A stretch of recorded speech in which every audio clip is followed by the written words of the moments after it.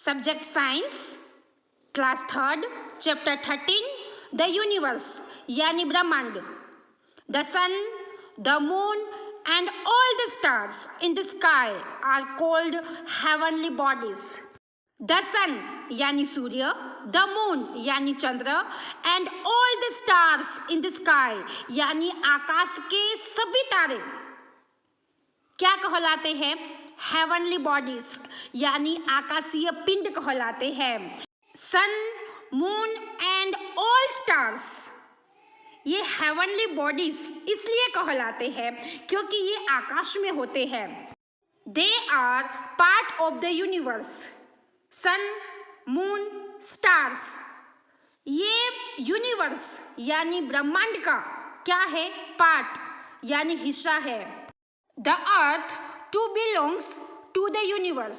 अर्थ यानी पृथ्वी जो है वो भी यूनिवर्स यानी ब्रह्मांड का पार्ट यानी हिस्सा है. Of all the things in the universe the sun is the most important to us. All the things in the universe. Universe यानी ब्रह्मांड की सभी थिंग्स यानी चीजों में से सन जो है वो मोस्ट इम्पोर्टेंट यानी हमारे लिए सबसे महत्वपूर्ण है. सन के बारे में देखते हैं. The sun is a huge ball of burning gases. Sun यानी सूर्य. सूर्य जो है वो बर्निंग गैसेस, बर्निंग यानी जलना, वो जलती हुई गैसों का ह्यूज बॉल, ह्यूज यानी बड़ा, वो विशाल बॉल है. It is so hot and bright that its light and heat can travel millions of kilometres and reach us. Sun यानी सूर्य जो है वो हॉट यानी गर्म एंड ब्राइट यानी चमकदार है.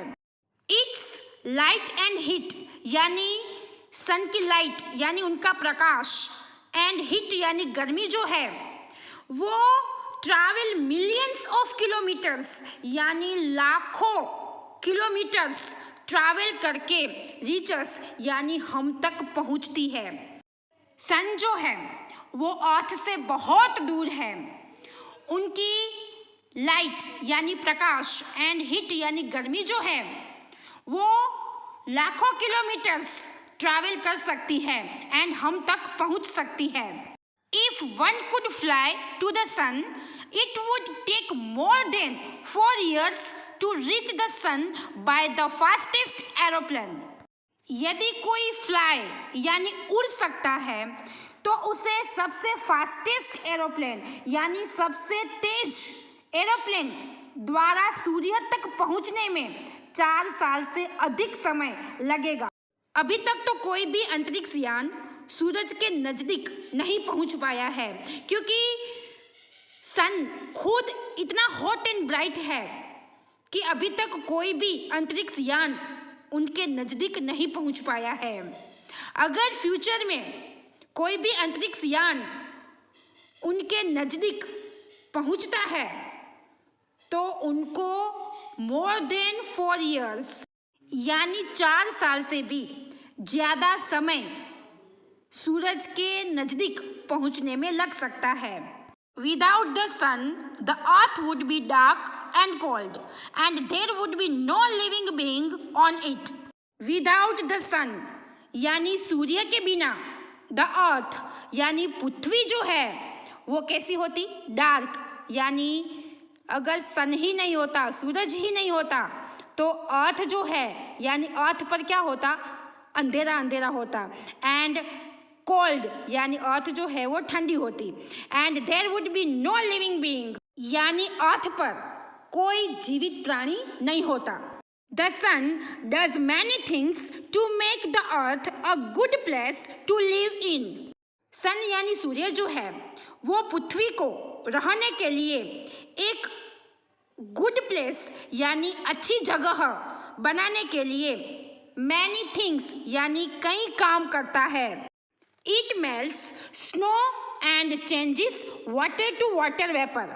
जैसे कि हमने चैप्टर 4 वाटर में देखा कि जो माउंटेन्स स्नो से कवर्ड होते हैं यानी ढके हुए होते हैं, तो जैसे ही सनलाइट यानी सूर्य का प्रकाश मिलेगा तो स्नो जो है वो मेल्ट्स यानी पिघलने लगता है, और जैसे ही स्नो पिघलेगा तो उसमें से पानी ही बनेगा, वाटर ही बनेगा, एंड फिर वो water rivers, lakes, pond, seas उसमें जाता है।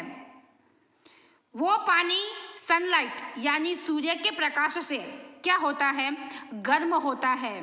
जैसे ही वाटर यानी पानी जो है वो गर्म होता है तो उसमें से क्या निकलती है, वाटर वेपर निकलती है। तो स्नो जो है वो जैसे ही पिघलेगा तो वो पानी में चेंज हो जाता है यानी उसमें से वाटर बन जाता है, एंड वाटर जो है वो वाटर वेपर में चेंज हो जाता है। Water vapour forms clouds and clouds bring rain. जैसे कि सी, रिवर्स, लैक्स, पॉन्ड्स, उनका वाटर यानी पानी जो है वो सनलाइट से गर्म होता है तो उसमें से वाटर वेपर निकलती है। वाटर वेपर जो है वो लाइट यानी हल्की होती है, इसलिए वो ऊपर ऊपर ऊपर ऊपर चढ़ती जाती है, ऊपर ठंडी हवा से मिलती है। जैसे ही वाटर वेपर जो है वो ठंडी हवा से मिलेगी तो वो ठंडी हो जाती है, फिर उसमें से ड्रॉपलेट्स ऑफ वाटर यानी पानी की बूंदें बन जाती है, एंड वो पानी की बूंदें फिर एक साथ जुड़ती है, एंड उसमें से क्लाउड्स यानी बादल बनते हैं, एंड क्लाउड्स यानी बादल जो है वो बारिश को लाते हैं। Sunlight also helps plants make food. Sunlight यानी सूर्य का प्रकाश जो है वो प्लांट्स यानी पौधों को भोजन बनाने में भी मदद करता है। We and all other animals get food from plants. जैसे कि हम जानते ही हैं, हमें एंड अदर एनिमल्स यानी दूसरे जानवरों जो है उनको फूड यानी भोजन जो है वो कहाँ से मिलता है, प्लांट्स यानी पौधे जो होते हैं उसमें से फूड मिलता है। हम जो फ्रूट्स खाते हैं, वेजिटेबल्स खाते हैं, तो वो सब हमें कहाँ से मिलता है, प्लांट्स यानी पौधे में से हमें वो मिलते हैं। Even the flesh eating animals depend on plants. Flesh eating animals यानी दूसरे एनिमल्स के मांस को खाते हैं, उनका फ्लेश जो होता है, मांस जो होता है उनको खाते हैं, उस एनिमल को फ्लेश ईटिंग एनिमल्स कहा जाता है। वो एनिमल्स प्लांट्स को नहीं खाते हैं, वो ओनली दूसरे एनिमल का जो फ्लेश होता है, उनका जो मांस होता है उनको ही खाते हैं, तो वो भी प्लांट्स के ऊपर ही निर्भर होते हैं।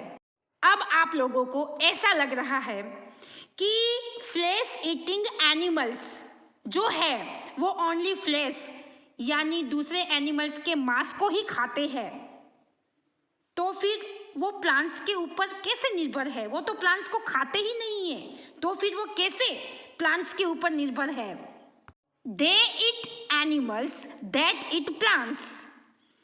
वो उस एनिमल्स को खाते हैं जो प्लांट्स को खाते हैं, तो हुए ना वो प्लांट्स पर ही निर्भर। कुछ एनिमल्स ऐसे होते हैं जो ओनली प्लांट्स को ही खाते हैं, एंड उनको कौन खाते हैं, फ्लेश ईटिंग एनिमल्स यानी जो मांस खाना मांसाहारी जो जानवर होते हैं वो ये शाकाहारी एनिमल्स जो होते हैं उनको वो खाते हैं। तो फ्लेश ईटिंग एनिमल्स जो है वो भी प्लांट्स के ऊपर ही डिपेंड होते हैं। So without the sun there would be no food. अगर सन ही नहीं होता तो कोई फूड यानी भोजन नहीं होता। जरा सोचिए कि अगर सन नहीं होता तो क्या होता, तो अर्थ पर जीवन शक्य नहीं होता। इसलिए सन यानी सूर्य जो है वो हमारे लिए मोस्ट इम्पोर्टेंट है। नेक्स्ट द सोलर सिस्टम के बारे में देखते हैं। A heavenly body that moves around the sun is called a planet. जो हेवनली बॉडी यानी आकाशीय पिंड सन यानी सूर्य के चारों ओर मूव्स यानी घूमते हैं, उन्हें क्या कहा जाता है? प्लैनेट यानी ग्रह कहा जाता है। The earth is a planet. Earth जो है वो भी क्या है? प्लैनेट यानी ग्रह है। There are 8 planets in all, यानी टोटल कितने प्लैनेट्स हैं? 8 प्लैनेट्स हैं। जैसे कि आप लोग पिक्चर में भी देख सकते हो कि सन की चारों ओर 8 प्लैनेट्स चक्कर लगाते हैं। First Mercury, second Venus, third Earth, fourth Mars, fifth Jupiter, sixth Saturn, seventh Uranus, eighth Neptune. तो टोटल 8 प्लैनेट्स हैं जो सूर्य की चारों ओर घूमते हैं। इस वीडियो में देखिए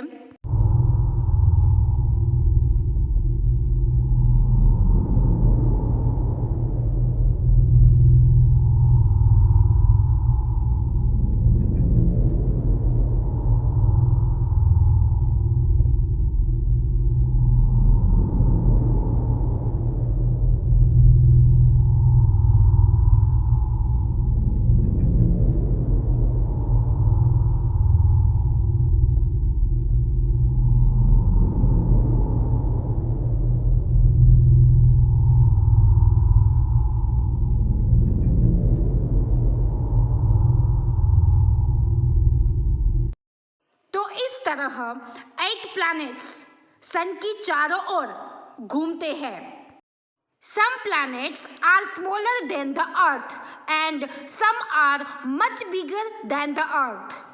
आप लोग पिक्चर में भी देख सकते हो कि कुछ प्लैनेट्स अर्थ से स्मॉलर यानी छोटे हैं एंड कुछ प्लैनेट्स अर्थ से बिगर यानी बड़े हैं।